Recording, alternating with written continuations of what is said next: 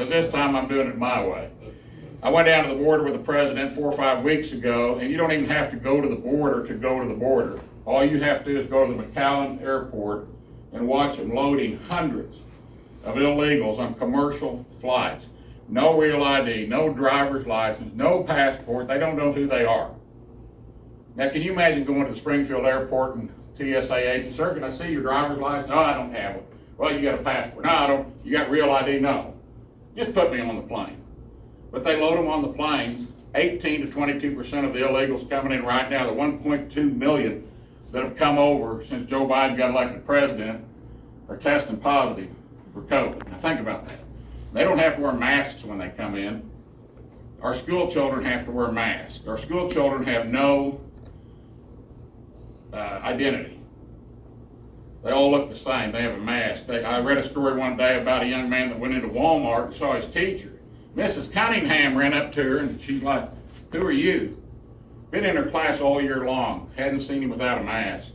Our kids are losing their identity. They want our kids to wear masks. They want me to wear masks in a restaurant, but the illegals don't have to wear masks. And like I say, 18 to 22% of them are tested positive for COVID when they get here. This Delta variant is serious. We've lost 24 people in the last week in Springfield. The ages are lowering on the thing.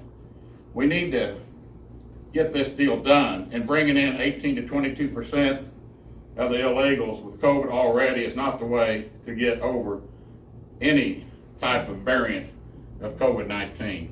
So I want to seal up the borders. Let's talk about the violent situation just a little bit. Washington, D.C., Logan Circle. Nice part of town, not a bad area at all. We've had 3 Wild West gun shootouts in the middle of the street, drug deals, since July the 1st. 53-year-old man from Baltimore brought his wife in to have a nice dinner at the cafe, sit on the outdoor cafe, got hit with collateral, stray bullet, I guess what you call it. Stray bullets spraying everywhere, got hit and killed. Several innocent folks have been hit and killed with stray bullets. I don't know if they've hit any of the intended targets. These were 3 different shootings from July 1 to a week ago. I don't know what's happened in the last week since I haven't been out there.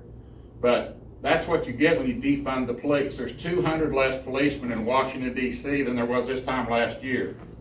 But that's not even as shocking as Springfield, Missouri. There's 47 less police officers today than there was in spring. I talked to the police chief yesterday.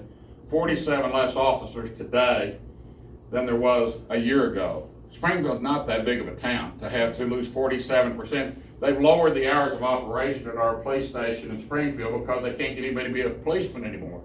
Who'd want to be a policeman? But yet you've got Cori Bush up in St. Louis, a congresswoman, that paid $40,000, $50,000 for her self-security. She's got guards on all sides of her wherever she walks. She wants to pay for her own security through her campaign funds. I'll spend $200,000 if I have to, she says, because I'm important. But you're not important. You don't need a policeman walking the beat for you. We need to defund the police accordingly. She still says defund the police, but she wants to pay for her own personal security. And I'm fed up, and I'm not having it. This border thing, fed up, not having it. I'm the guy that can win this Senate seat.